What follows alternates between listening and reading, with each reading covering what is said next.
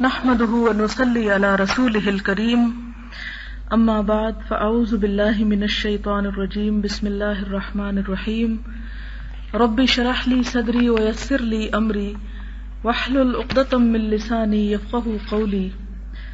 ربنا زدنا علما۔ آج ہم 12ویں باب کی حدیث نمبر 114 پڑھیں گے۔ عن عائشة رضی اللہ عنہا قالت ما صلى رسول الله صلى الله عليه وسلم صلاة بعد أن نزلت عليه إذا جاء نصر الله والفتح إلا يقول فيها سبحانك ربنا وبحمدك اللهم اغفر لي، متفق علیہ۔ حضرت عائشہ رضی اللہ تعالی عنہا فرماتی ہیں کہ جب یہ سورت اذا جاء نصر اللہ والفتح نازل ہو گئی تو اس کے بعد کوئی نماز ایسی نہ تھی کہ جس میں نبی صلی اللہ علیہ وسلم نے یہ دعا نہ پڑھی ہو، سبحانک ربنا و بحمدک اللہم اغفر لی۔ یہ بخاری اور مسلم دونوں کی روایت ہے۔ یہ ایک مسنون دعا ہے جو کہ سجدے کی حالت میں اور رکوع کی حالت میں پڑھی جاتی ہے۔ اس کے پڑھنے کا طریقہ کیا ہے؟ سبحان ربی العظیم 3 دفعہ جیسے انسان پڑھ لے، اس کے بعد 1 مرتبہ اسے پڑھ لے، 2 مرتبہ یا 3 مرتبہ بھی اس کو پڑھا جا سکتا ہے۔ اسی طرح سجدے کی تسبیحات کے بعد اس کو پڑھا جا سکتا ہے۔ آپ نے دیکھا ہوگا کہ کچھ لوگ ہم میں سے اس کو پڑھتے ہیں اور کچھ لوگ نہیں پڑھتے۔ جو لوگ پڑھتے ہیں ان کا خیال یہ ہے کہ کیونکہ نبی صلی اللہ علیہ وسلم نے جب یہ سورت نازل ہوئی تو اس کے بعد مسلسل پڑھا اور کبھی اسے چھوڑا نہیں، تو یہ ایک سنت ہے، اس لیے اس کو پڑھنا چاہیے۔ اور جو لوگ نہیں پڑھتے وہ یہ سمجھتے ہیں کہ یہ حکم شاید نبی صلی اللہ علیہ وسلم کے لیے خاص تھا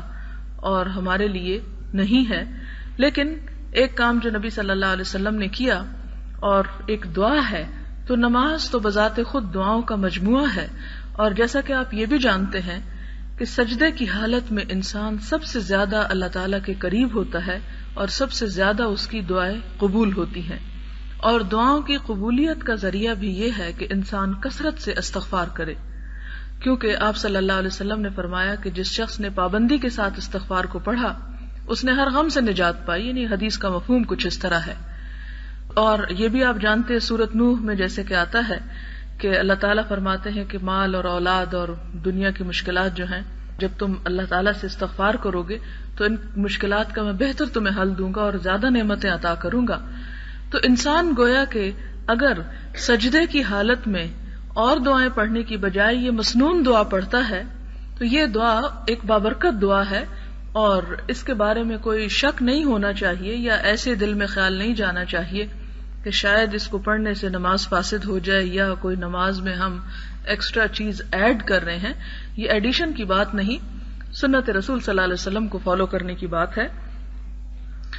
اور اس میں جیسا کہ یہاں پر آیا سبحانک ربنا و بحمدک اللہم اغفر لی، اور ایک روایت میں یوں بھی آتا ہے سبحانک اللہم ربنا و بحمدک اللہم اغفر لی۔ اور اگر آپ سب کے ساتھ نماز پڑھ رہے ہوں یا امامت کرا رہے ہوں تو اس وقت اللہم اغفر لنا بھی پڑھا جا سکتا ہے،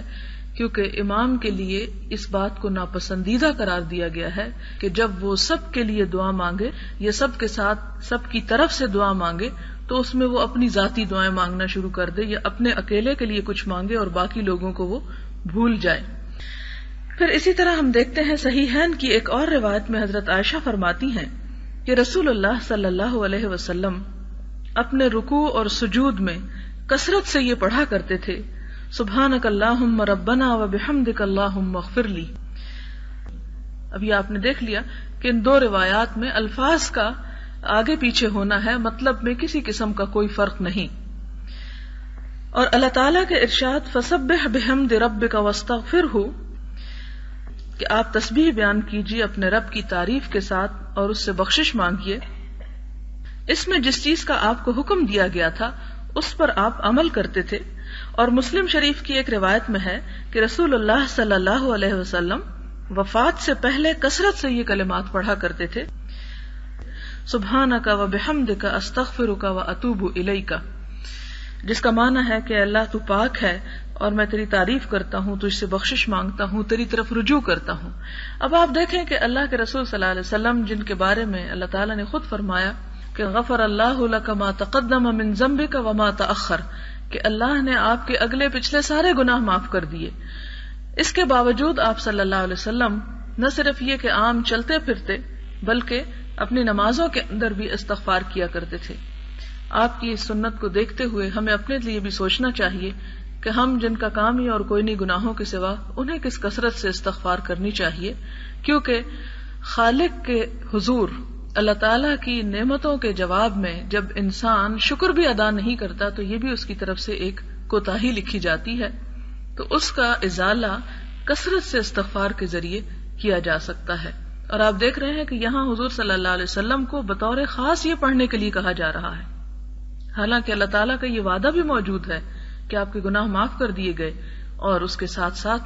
آپ کو یہ پڑھنے کا بھی کہا جا رہا ہے۔ لہذا ضروری ہے کہ ہم اپنے دن میں کچھ نہ کچھ حصہ استغفار کی تسبیحات کا ضرور کیا کریں۔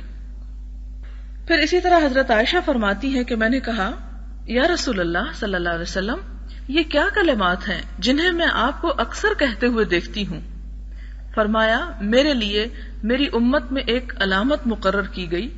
کہ جب میں وہ دیکھوں تو یہ کلمات کہوں، اور وہ کیا تھی؟ اذا جاء نصر اللہ والفتح سورت کے آخر تک۔ اور مسلم ہی کی ایک روایت میں ہے کہ رسول اللہ صلی اللہ علیہ وسلم سبحان اللہ وبحمدہ استغفر اللہ واتوب الیہ کے کلمات کثرت سے کہا کرتے تھے۔ فرماتی ہے میں نے عرض کیا یا رسول اللہ صلی اللہ علیہ وسلم، میں آپ کو کثرت سے یہ کلمات کہتے ہوئے دیکھتی ہوں، تو ارشاد فرمایا مجھے میرے رب نے اس بات کی خبر دی ہے کہ میں اپنی امت میں ایک علامت دیکھوں گا، اس علامت کا بیان سورت نصر میں ہے،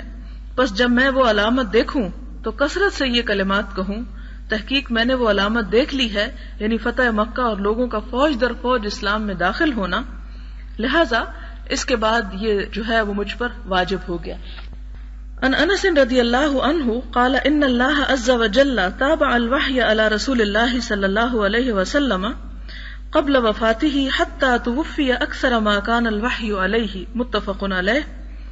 حضرت انس رضی اللہ تعالی عنہ سے روایت ہے، فرماتے ہیں کہ اللہ سبحانہ وتعالی نے حضور صلی اللہ علیہ وسلم پر آپ کی وفات سے پہلے پے در پے وحی بھیجی یہاں تک کہ آپ کی وفات ہو گئی، اور وفات سے قبل قریبی ایام میں پہلے معمول سے زیادہ وحی کا نزول ہوا، یعنی آخری دنوں میں کثرت سے وحی نازل ہوئی، اور اس میں آخری چیز جو نازل ہوئی جس کے بعد یہ آپ کو پڑھنے کے لیے کہا گیا وہ اذا جاء نصر اللہ تھی۔ یہاں پر اس سے ہمیں ایک اور بات بھی پتہ چلتی ہے، اور وہ یہ کہ جب آپ صلی اللہ علیہ وسلم کا مشن مکمل ہو گیا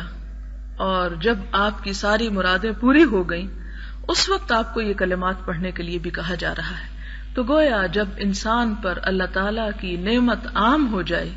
اور نعمت مکمل ہو جائے اور انسان اپنی زندگی میں ایک مقام پہ پہنچ جائے تو اس وقت بطور خاص ایسے اذکار جو ہیں اللہ تعالیٰ کے شکرانے کے طور پر پڑھے جانے چاہیے۔